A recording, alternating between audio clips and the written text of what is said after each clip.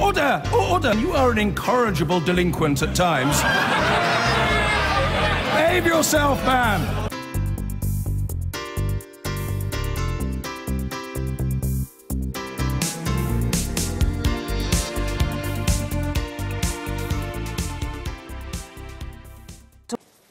Let's take a look at one of the other big stories breaking today, and that the taxi app Uber says it will immediately appeal after being told it's losing its licence to operate in London. Transport bosses say the firm does not provide the high standards required of taxi drivers, particularly in relation to passenger safety. Transport for London has got a very important job to do to make sure private hire vehicle operators are playing by the rules set down by Parliament. And I fully support the conclusions reached by TfL, which is that Uber aren't operating by the rules, and TfL have therefore reluctantly decided not to renew the licence. And I can understand why Uber drivers, Uber passengers are angry at Uber for not playing by the rules. What's important is that we have in London a regime where private hire vehicle operators and taxis are operating safely and securely. By trying to ban Uber in London, the Mayor and TfL have caved to a small minority of individuals and groups that want to restrict competition and choice in the capital. You know, I think the impact of this decision will not only, prevent 3.5 million Londoners getting an affordable ride around their city, but it could potentially, if it stands, put over 40,000 licensed drivers out of work. Well, let's get more analysis on this story and talk to Sam Dimitri, who's a research economist at the Adam Smith Institute. Sam, thank you for joining us this afternoon. So was this the right or wrong approach from Transport for London and the Mayor of London? This was definitely the wrong approach. Sadiq Khan likes to talk about how London is open, London's open to trade. Well, it's not anymore. London is closed for business, it's closed for innovation. Now, he talks about safety, but the truth is that 3.5 million Londoners feel safe to use Uber. Every single Uber journey is tracked, it's logged, and it's tracked by GPS and it's logged. This decision isn't about safety fundamentally. It's about giving in to the demands of the powerful black cab lobby, because, they shut down London. They lobby Sadiq all the time. I saw a picture of Sadiq shaking hands with the head of the London Taxi Drivers Association on Twitter today.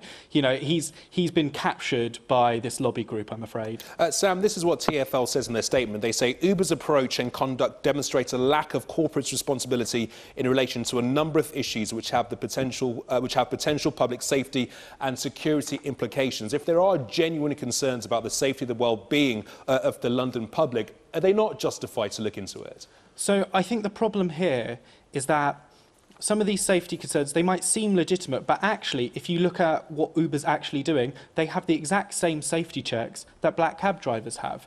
When it comes to reporting things like sexual assault, which is the one that keeps getting brought up, I find, the truth is that Uber worked with victim support groups, and they spoke to them, and what the victim support group said was, when it comes to things like sexual assault, it's very important not to take the case forward and very important to leave the agency with the victim themselves. So they're actually listening to victim support groups. The Metropolitan Police might not agree with that, but they're meeting all of their legal requirements on all of these issues. But fundamentally, if you ask many women around London, do you feel safer in a black cab or an Uber? They'll say, I feel safer in an Uber because I know it's tracked, I know it's logged, and I've got on my phone the identity of the driver. That's something that you can't get with a black cab. And also, if when you have a black cab, you have to walk to a main road usually to actually wave one down. If you're down a back street and you don't feel too safe, Uber's much better for that. But now Londoners will have longer wait times, so they're probably going to feel a bit less safe. Sam, that's the shame. Sam, just very briefly, because we are running out of time, Uber has 21 days to appeal this decision. Given what you're saying, do you think that they will win that appeal? I assume this appeals process will go on for a very long time. These things tend to. But I think if you look at it purely on the facts of how Uber behaves in London, then they should win. If you base it on sort of reputation or other concerns that you can't really quantify, then maybe they'll lose. But if you base it purely on the facts of the matter, then Uber's licence should be renewed. Sam, many thanks indeed. Thanks. It's a mini-cab service that has transformed the way millions in cities around the world use taxis. Allowing people to book and pay online, its popularity with its users has been matched only by the protests from existing taxi firms and unions. And today, Uber has lost its licence to operate in London. Transport for London questioned Uber's approach to reporting criminal offences by its drivers and how it conducted background checks into its drivers. Our business editor Simon Jack has more. Uber has revolutionised the taxi industry. You can hail a ride, track the car on its way to you, and automatically pay, all from an app on your phone. Thomas? Yes. Okay, thanks very much. 3.5 million passengers and 40,000 drivers use it to get around in London alone. But its future, and that of its drivers, was thrown into doubt today. I am worried. A lot of worries in me because it's my livelihood. I'm doing driving work for 15 years now. If they close Uber down, I have no idea where can I go. London transport chiefs said concerns over driver background checks and failures to report sexual harassment allegations meant it would be stripped of its licence, and City Hall backed the move. TfL doesn't reach these decisions lightly, but they've got to act like a judge and look at the evidence, and they've looked at the evidence and concluded that Uber aren't playing by the rules. And so, you know, if users of Uber or if drivers are angry, they should be angry at Uber. The company refutes these charges and says it will appeal. We're absolutely astounded, and we're going to fight this to support those drivers that we put out of work by this decision, and we believe that consumer choice is a fundamental positive thing that Londoners should have. Some consumers say safety is one of the reasons they choose Uber. I use Uber for when I need to get home safely, on time, that kind of thing, and I think I'd be a bit more nervous about travelling on my own. Probably not so much now that I'm older, but when I definitely was younger, think about younger siblings and that kind of thing, it's quite nice to be able to know that I can track literally where they were. Thank you very much. Cheers. Bye now. Now that process is really baked into the lives of millions of people and tens of thousands of drivers, but its staggering popularity has made it unpopular in other quarters. Black cab drivers have been campaigning for this for years and welcome today's decision. What did you make of it? My opinion, it's 5 years too late. They should never have been licensed in the first place. Why not? You've got the finest taxi service in the world. They're undercutting people, and they can't compete with us on a level playing field. Other cities are not affected by this ruling, but it will be closely watched by transport chiefs facing similar issues. Uber is the poster child for using technology to disrupt traditional industries. It won't give up without a fight, and the appeal could take many months. So don't delete the app just yet. Simon Jack, BBC News. Now, the ride-hailing app Uber has lost its London operating licence because the capital's regulators said the company simply wasn't fit and proper to operate in the capital. That's because Transport for London has concerns about public safety and security implications. Uber said it would appeal and hit back instantly, saying the decision showed the world that far from being open, London is closed to innovative companies. Some 3.5 million Londoners currently use the app, while there are around 40,000 Uber drivers in the capital. Simeon Brown reports. Drive with us, says Uber. Just not in London, say TfL. Today, the £1 billion company, matching passengers with private drivers, found its days numbered when Transport for London revoked its licence to operate in the city, on the grounds that not fit and proper to hold a private hire operator licence. Uber's approach and conduct demonstrate a lack of corporate responsibility in relation to a number of issues which have potential public safety and security implications. Alexander has been driving with Uber for 4 years. What do you do next if Uber is no agent? I don't know. He says he's a loser, but there are winners. Church bells will be rung and Te Deums will be sung throughout the land. Unsurprisingly, the mood was upbeat with black cab drivers. The trade had lobbied politicians for years to get Uber banned, and it does not take a rocket scientist to work out why. My takings are down quite considerably because of the competition. And roughly how much a week have you lost out on? Roughly about £150 a week. The man leading their campaign is Steve McNamara. there are tens of thousands, millions of people even, who enjoy using Uber's service, and they trust Uber's service. So if the market says that there is demand, surely this is what should count. Right, so what you're saying to me is that public demand should override public safety. So as long as I'm saying that surely the two are related. So if the the public didn't feel that Uber was safe, they wouldn't be spending their money with them, and surely they should therefore be allowed to use that service. Right, many people will want to buy a T-shirt for £1 that's made by a small child in China. Doesn't make it right. It's morally wrong. It's morally wrong to expect an Uber driver to take you, across London an hour's journey and charge you £15, of which he gets £10. James is usually an Uber driver. Today he's an Uber passenger. He took the company to court to be recognised as a worker and therefore entitled to sick pay, holiday pay and a minimum wage. He won, but he says today's news is bad news for Uber's drivers. The reasons they've given for delicensing Uber still don't address the core issue. So the core issue is the encroachment that minicabs now have on the black taxi market. We need to reform the regulations to address that, and worker rights. None of those was given as a reason for delicensing Uber. So the stage is set now for Uber clones to run in and do exactly the same thing again. And the mayor hasn't addressed that. That's the most important issue. Uber say they plan to appeal today's decision, but if they do not succeed, what happens to the 40,000 estimated drivers who rely on it with no workers' rights? Well, a short time ago, I spoke to Fred Jones, who is Uber's head of cities. I put to him some of the complaints levelled against the company. Let me take you through some of those. So first of all the drivers that use the app are licensed by Transport for London. They all have the same background checks done by the DBS service, and it's Transport for London that decide whether a driver is fit and proper or not to transport the public. So you're passing the buck to them? And then they sign up to the app.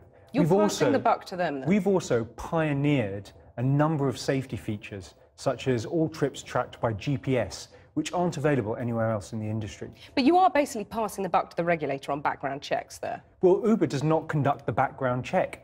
What is very clear is the Metropolitan Police have deep concerns about your reporting of criminal offences. I mean, let me just quote you from the Met Police taxi team. They say that a man who worked for Uber was allowed to stay despite an allegation of sexual assault, and he then went on to commit another more serious attack on a woman in his car. And I just want to quote to you from the inspector there. Had Uber notified police after the first offence, it would be right to assume that the second would have been prevented. That's quite a damning charge, isn't it? So we were surprised by the letter written by the Met Police because we have a very good working relationship with them. We have a dedicated team that works directly with the Met Police to help them respond to any inquiries. So what happened in that case then? Well, as we pointed out in our response to that letter, the incidents described were not sexual assaults. One was holding a can of identifier spray, and the other one was when the driver hugged a passenger. Clearly, this was in breach. Isn't it for the police to determine what is a sexual assault, not for Uber to determine what is or is not a sexual assault? Well, in this incident, it breached our terms of conditions, and the driver lost their access to the app, and we immediately reported this to TfL. Well, hugging a passenger, you don't describe that as any kind of sexual assault? That is in breach of our terms of conditions.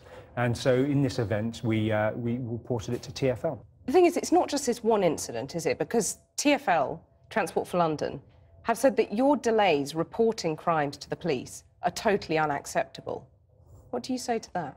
Well, as I say, we have a good working relationship with the police. If you have such a good working relationship, why have you delayed, in many instances, reporting crimes to the police?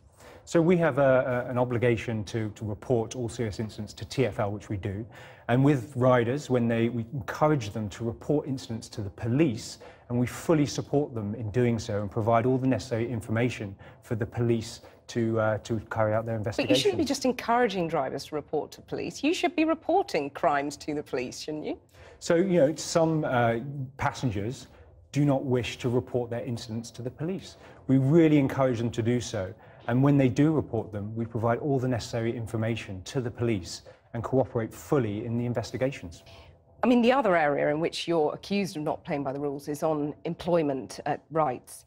Why don't you drop that appeal against the employment tribunal that you lost and just guarantee basic employment rights to your drivers right now?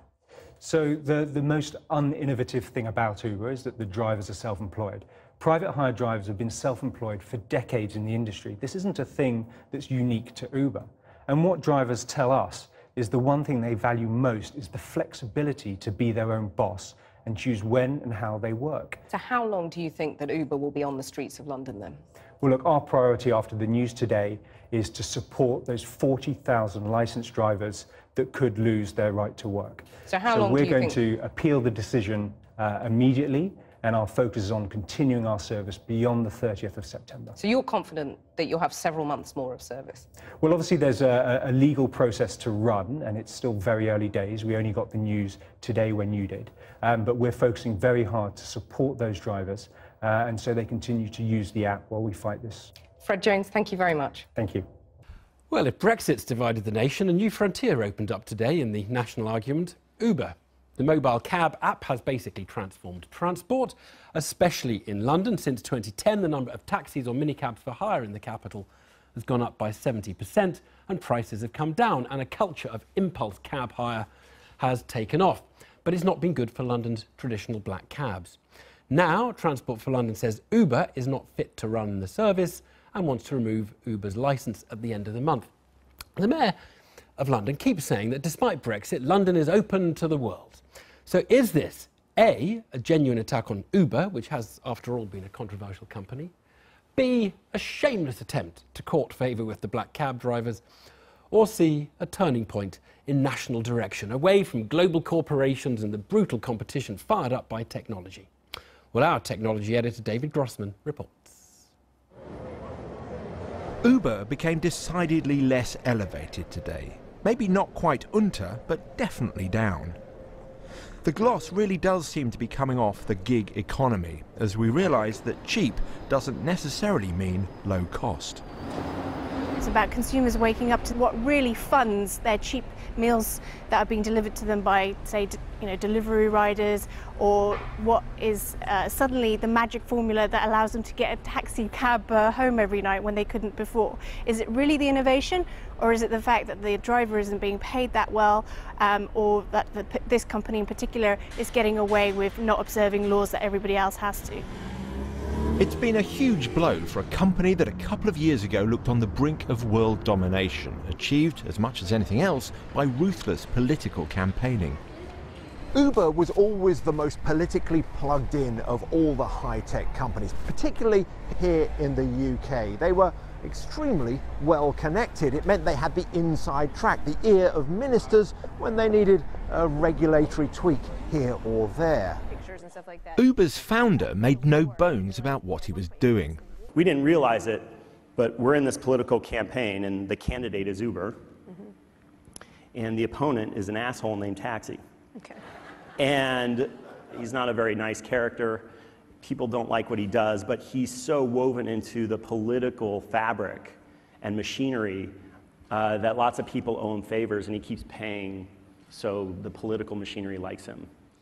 He hired former Google executive Rachel Whetstone to head worldwide communications. She is married to Steve Hilton, David Cameron's former director of strategy.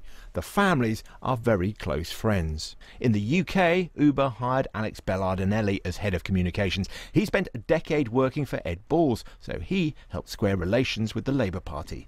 But then David Cameron was replaced by Theresa May and Jeremy Corbyn took over Labour. Suddenly, the high-level contacts were gone. We can see a change in the mood in terms of how these gig economy companies, not just Uber, are being approached on all fronts. So Theresa May has made it a manifesto point to tackle the gig economy. That was not the case with the Cameron government. And we have seen, obviously, with the rise of Jeremy Corbyn, a real emphasis on the focus on employee rights and the elimination of zero-hour contracts. Having acted politically for so long, Uber now insist they're the victims of a political stitch-up. So this was a surprise, and I think the decision of the Mayor and TfL, clearly under extreme pressure from a small number of individuals and groups that want to protect the status quo and reduce consumer choice and competition. Although passengers seem to love the cheap fares, supporting the gig economy is becoming politically toxic. Well, that's David Grossman. Uber certainly had people arguing today. For some, Transport for London and the Labour Mayor Sadiq Khan are attacking the modern world, as well as the immigrant drivers who make up much of the Uber fleet, as well as London consumers.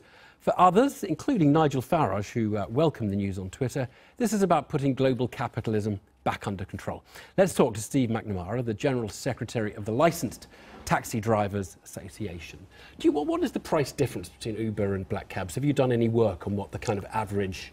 Yeah, we've done lots of work on it. It varies. During the day, they're realistically about 20% cheaper than us. But at night, for longer journeys, it could be anything up to 50% cheaper. Yeah, I mean, for sort of airport journeys, it looks like it's half the price, really. It depends where you are, but they are an awful lot cheaper. But there are reasons for that, as you're aware. Right. Uber's very set up predatory pricing model. It's been set up to force people out of business. It's completely uneconomic. I mean, it's remained below the black cabs for a very long time, hasn't it? Predatory pricing tends to be temporary, and then you put them up. They've got 40,000 drivers. They haven't put it up, so it's cheap, isn't it? That's because they haven't put us out of business. Right. What they have done is put 75% of the existing minicab companies in London out of business. But there are many more drivers in London than there were. And they're all earning minimum wage or less. But for consumers, you would say that's pretty good news, isn't it? A cheap T-shirt from China made for children for £1 is good for consumers. Doesn't mean it's morally right. But you've bought clothes from made in China and Vietnam, haven't you? I have, but I don't do it anymore because I'm now aware at work. No, you don't use low-cost airlines? And I don't buy stuff from Uber, and I certainly don't get on go to Ryanair. supermarkets to buy vegetables because they put the greengrocers out of business? I try to shop locally if I can.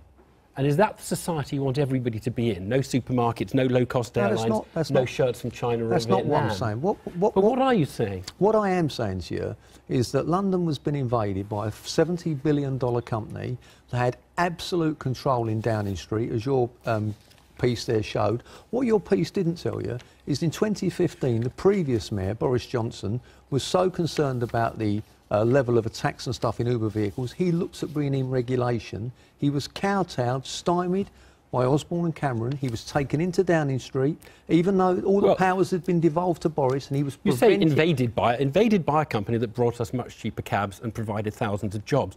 Just on safety... Sorry, brought in thousands of jobs. Uber recently were taken to court by their drivers, and they argued very strenuously that they weren't their employees. And now you're saying, because they're going to lose them, they are losing the jobs. That's not the case. Right. So you're thinking... So what is your message to the 25,000 or so London drivers who currently work, contract, because we know there is this complicated whole issue... It's not complicated. Contract to Uber. Do you hope they go...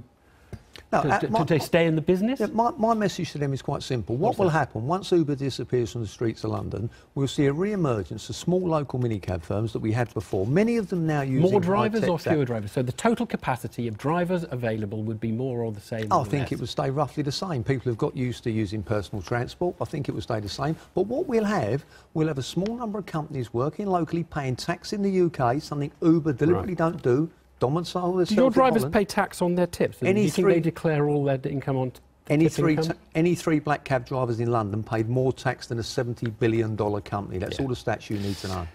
On safety, which was one of the grounds Uber has been told it won't get its licence renewed, many people, particularly women, have said they actually think Uber is safer because the journey is tracked, you know who the car driver is. It's actually quite different to getting in a black cab where there's no logging of the transaction and people have no idea what is happening. And cheap available cabs, licensed cabs, are much better than no cabs or unlicensed cabs. Right. Well, firstly, perception is often not reality, as we know. The perception that it's safer is not maintained by the statistics. The simple fact is that a recent FOI showed the number of rapes and sexual assaults in Uber is running at 32 a year, according to the Met Police. 32. The Met Police have recently criticised Uber for trying to not report rapes and sexual assaults. They reported them to TfL but not to the police, I think, didn't they? Well, last time I looked, you reported rapes and sexual assaults to the police and not to Transport for London. The police actually specifically said that Uber were deliberately not doing it, trying to protect their reputation. I don't think they've got a reputation, but what they have got, they were trying to hang on to. Steve McNamara, thanks for coming in. Thank you. Thanks. So anger is growing over the decision not to renew the London operating licence of taxi firm Uber. More than 500,000 people have now signed a petition calling for the ruling to be reversed. But the Mayor of London today stood by the move, saying passengers' safety and security were paramount, and that the anger should be directed at Uber. The row is also being closely followed in dozens of other towns and cities where the taxi-hailing app operates. Kemi Anzeram reports. Smartphone in hand, and here comes the Uber. One of the capital's busiest taxi ranks, and no doubt the gig economy has transformed London's transport system. But for better or for worse. A petition to save Uber in London now has over 500,000 signatories, though it's worth noting it was written and circulated by Uber itself. Support for Uber appears to come from many quarters, and a brief scroll through the petition comments on a smartphone, of course, gives us this. Bella Burton says, "As a woman, I feel safer knowing I have Uber on my phone. I know who my driver is and their rating, their whereabouts and their license plate." And Yasin Islam says, "Uber has changed the lives of people on low incomes. Please bring it back." The low-paid, student, international visitors. Uber has, it would seem, many fans. I've never used a black cab in my life. Why not? Because they overcharge you. They charge you per minute. Like Uber, they charge you per minute, but it's not as much as a black cab. So I mean, it's cost-friendly to students. Black cabs ain't cost-friendly to students. I think Uber is quite safe, especially for girls. When you go home late and you need to call a cab, you can track it on your app. But let's deal with safety in more detail. The main reason TfL, the London transport regulator, gives for refusing to renew Uber's licence. Uber, say TfL, doesn't vet its drivers properly. Neither does TfL believe the firm can be trusted to report crime. Senior Labour figures today backed TfL. Sadiq Khan, the London mayor, said in a statement, "I have every sympathy with Uber drivers and customers, but their anger really should be directed at Uber. They have let down their drivers and customers by failing to act as a fit and proper operator." TfL are there to protect all of us, and I think they're doing the right thing. Obviously, people need to be able to travel. Obviously, they want to be able to access cabs. Those cabs must be safe, must be regulated, and must be available for all. But for the Tories, this is political. I think the blanket ban just plays into this fact. It's my strong belief that the Labour Party have lost interest in ordinary working people, have lost interest in the consumer, and are just backing a producer interest here. The producer interest he refers to, traditional black taxis. Across many industries, from delivery services to travel, new tech firms have upset the status quo. Uber says it will appeal against TfL's decision, arguing it does take safety seriously, and 40,000 drivers and 3.5 million Londoners depend on it. Kemi Anzeram. Well, I'm joined now by Rosh Verma, who drives a black taxi and is a member of the United Cabbies Group, and Sayed Khalil, who currently works as a driver for Uber. Welcome, gentlemen. Sayed, can I turn to you first? The announcement yesterday, how are you feeling about that? First of all, Uber doesn't consider us its drivers for a long time. This is the same company who've been to the court to prove that we don't work for Uber. We are independent contractor on the name of Uber is doing exploitation of its drivers for a long time. It's not the first time it's going to do it. So now this is just another PR scheme. That's 40,000 of drivers going to be unemployed. Yes, we are very concerned about it. So where's this going to leave you personally? Nowhere. There is because the TfL actually let us down. Mayor of London let us down. They ignored our concerns. This could have sorted out long time ago if they could enforce worker rights as the employment tribunal they decided long time ago, but they haven't done it. Okay, Rosh Verma, you're happy that he's off the road then? No, not at all. He's not going to be off the road. Saeed is not going to be off the road. But what came across there was that he's very unhappy also with Uber. The point here is from the black taxi industry is we have been screaming from day one since Uber turned up in London that they have not been abiding by the rules and regulations. It's as simple as that. Uber being pushed out of London doesn't actually mean too much to us as the black taxi industry. The Uber users, generally speaking, weren't our customers. But we want, you know, one of the accusations that's always been thrown at us is we don't like the competition. It's totally untrue. The competition has been in existence since the 60s. We've, you know, it's true to say it's never been a harmonious relationship, the black taxis and the minicab industries. We don't send each other birthday cards or anything, but we do coexist basic economics, supply and demand. There is a demand. The thing is, the customers clearly want Uber. 500,000 people have signed this petition. Yeah. Uber is a subsidized, it's a venture capitalist subsidized regime. So they're going to obviously throw cheap fares around. There's nothing the black cabs can do about it, or the legitimate private hire industry can do about that. If you're backed by these very big VCs, you're going to be able to throw around these £3, £4 fares. And of course the customer, we don't blame the customers. The customers are obviously going to like that. But at what price? TfL, quite rightly, the regulator, Transport for London, have said, on the basis of security and the safety of the travelling public, we are no longer going to have Uber in London. That's quite right.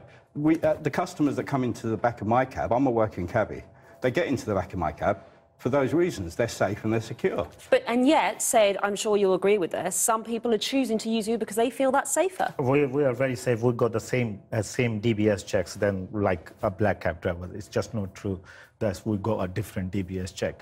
But the problem with the Uber, the TfL never stopped issuing more and more private hire licenses. Last 3 years since Uber came in, there's 60,000 licenses has been issued by the Uber by TfL, and TfL made like 15 million quid. So it's a win-win situation for Uber and TfL. Both are making money. At the end of the day, the legitimate drivers, we live here, we work here, we've got the same level of cost than like any ordinary London, and the fares are very quickly. Uber's also investing all this money in self-driving technology, so in the end, they might not care that much about drivers like you. Yes, and this is a PR. They are using it like 40,000 drivers going to be unemployed. Yes, we are concerned. We want Uber to run in London, but under strict control, and TfL and Mayor of London needs to make sure the Uber drivers get the worker rights.